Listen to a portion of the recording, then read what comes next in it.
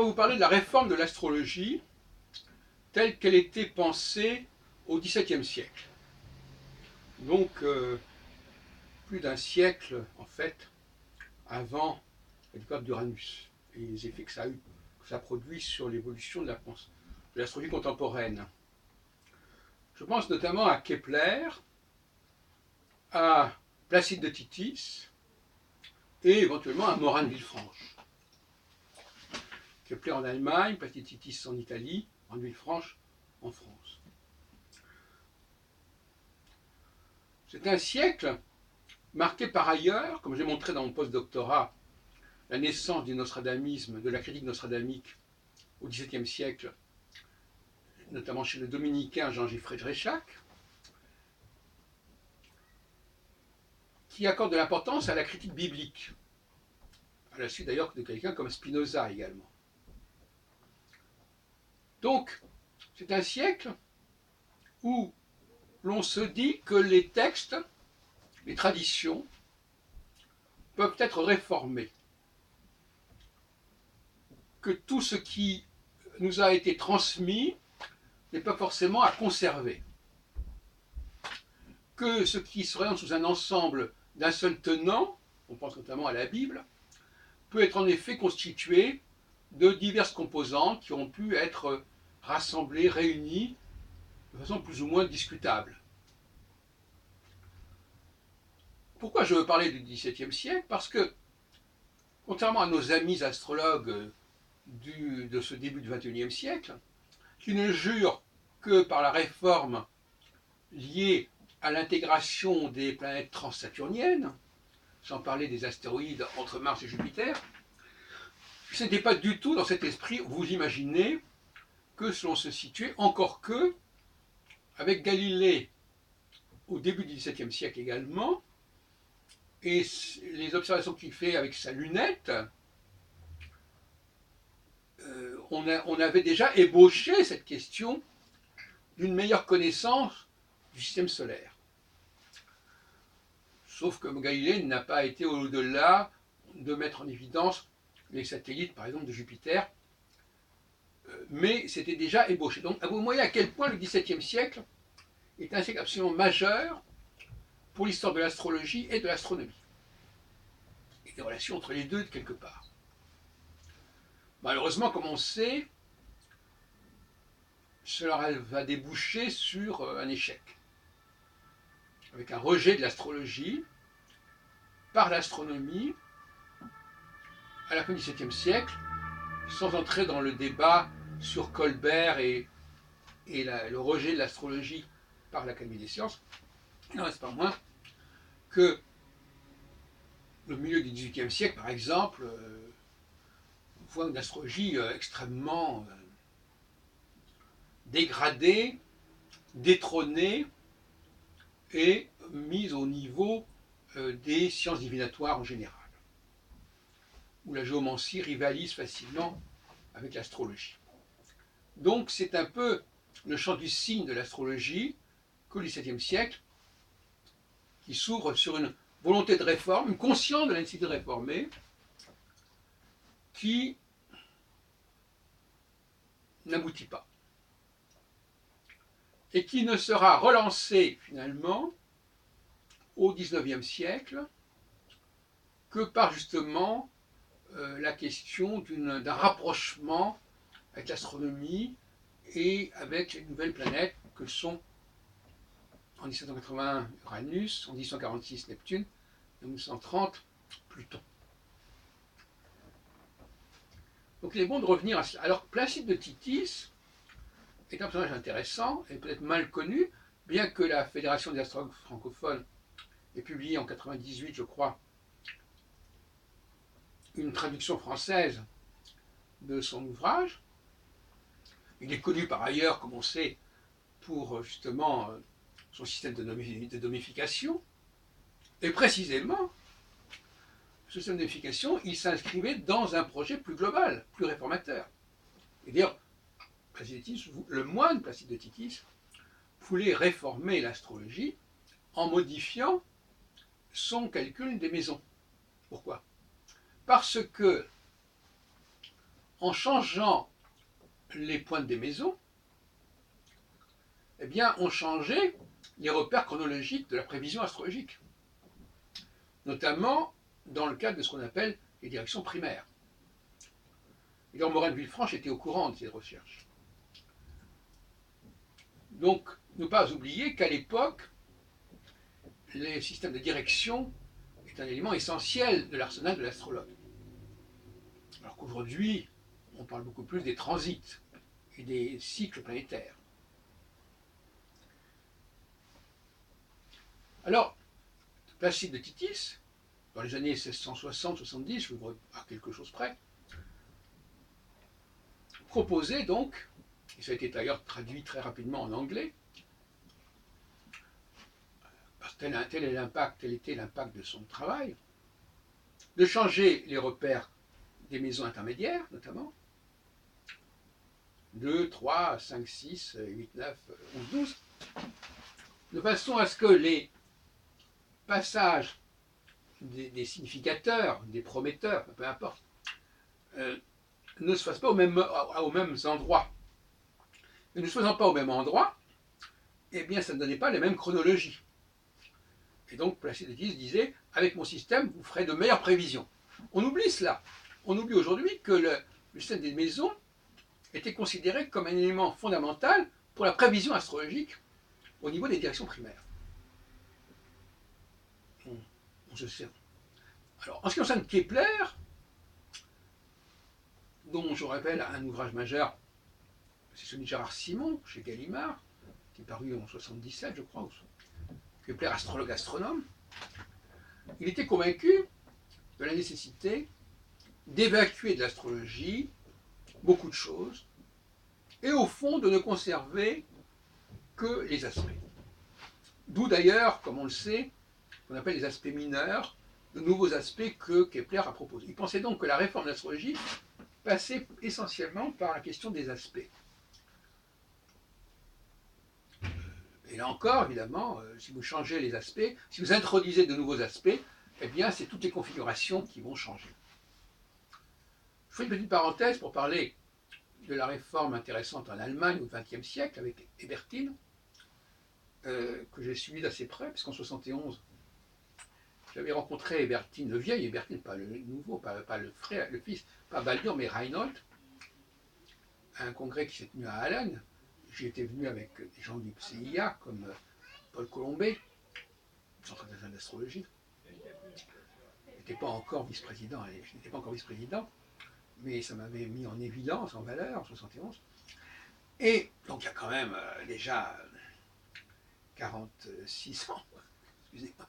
Et donc, il avait fait un travail sur les mi-points, notamment sur le fait de considérer comme ce qu'on appelle le système de 90 degrés, c'est-à-dire tous les signes cardinaux se retrouvaient dans un seul et même cadre, tous les signes fixes dans un seul et même cadre, et donc finalement le carré devenait la conjonction en fait. Tout ça pour montrer que il y avait un courant réformateur. On se disait qu'il y avait des choses en trop ou des choses qui manquaient au XVIIe siècle, et ça a été repris, ça a été prolongé à mon avis avec l'allemand Hébertin, qui est un digne héritier en quelque sorte de Kepler. En France, on a plutôt opté pour les statistiques. Paul Chouinard, Kraft, le Suisse, puis évidemment Michel Gauquelin, ont brillé par les statistiques, avec des résultats d'ailleurs tout à fait réformateurs, puisque dans le cas de Gauquelin, qui a fait la critique des travaux de ses prédécesseurs, en 1955, il ne gardait que quelques planètes, et il ne se servait pas du zodiaque, mais il se servait, comme le proposait Placide de Titis justement, mettait l'accent sur les maisons astrologiques.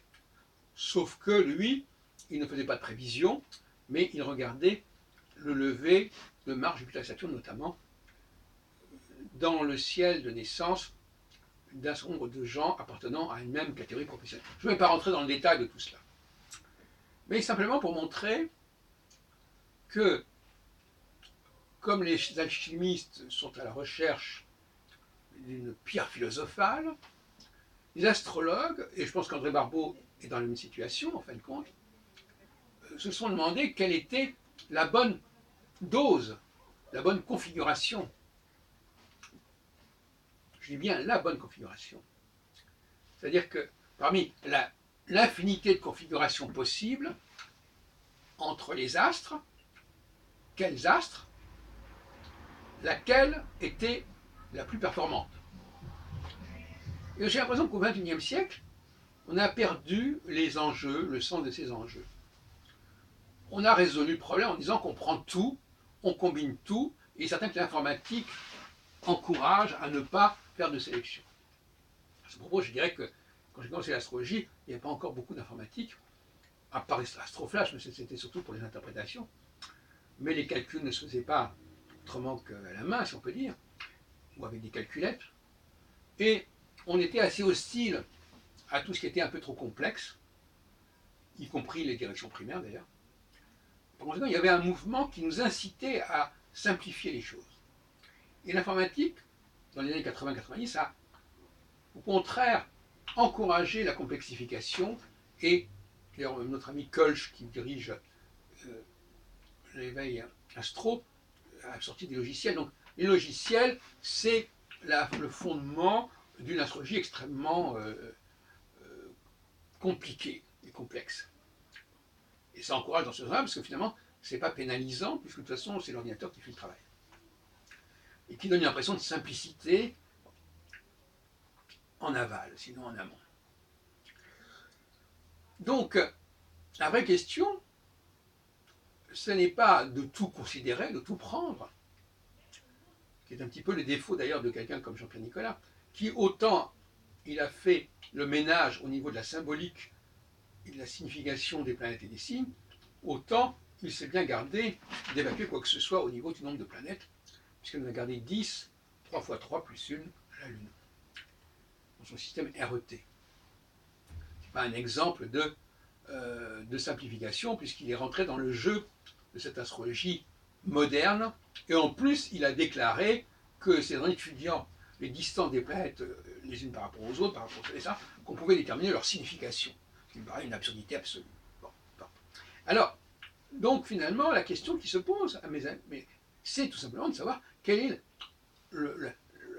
la bonne recette, le bon dosage. Qu'est-ce qu'il faut prendre de tout ce qui existe en astronomie? Qu'est-ce que l'astronome doit prendre pour être efficace? C'est une question que, apparemment, les gens avec qui je suis en discussion actuellement, qui m'ont interpellé pour rapport à certaines vidéos que j'ai faites, il y a un désaccord profond. Eux, ils veulent tout prendre. Moi, je dis qu'il faut élire, choisir un nombre très peu nombreux, très peu important de facteurs, et aussi avoir un langage extrêmement épuré, extrêmement simplifié. Et je terminerai à ce sujet en disant quelques mots sur mon système, sur la réforme de l'astrologie telle que moi je l'envisage, à savoir de mettre en place le baromètre astrologique, l'astrologie alpha-gamma, alpha-oméga. Non pas que c'est une invention de ma part, mais c'est au contraire ce que je pense être la clé de l'astrologie. Une clé ancestrale qui a toujours fonctionné, hein, mais dont on n'avait pas précisé, formulé le modèle. Alors, j'entends depuis quelques jours les histoires concernant la Corée et les risques que comporte une certaine escalade, aussi bien du côté des dirigeants coréens que japonais et surtout qu'américains. J'en parlais de la Chine et de la Corée du Sud. Alors, effectivement, nous sommes actuellement dans l'optique, dans la zone oméga, et la zone oméga du baromètre astrologique, c'est-à-dire quand Saturne s'est éloigné sensiblement de l'étoile fixe royale, en l'occurrence, qui est celle d'Antares, qui est sorti du signe du Sagittaire et qui entre en Capricorne.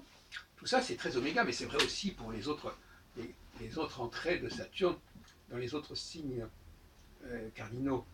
Bon, je ne reviens pas sur ma théorie sur le baromètre astrologique, mais vous êtes censé la connaître, en tout cas vous renseigner, aussi bien par les écrits que par les vidéos. Il suffit de mettre baromètre astrologique, Albron, et vous avez tout ce que vous pouvez lire.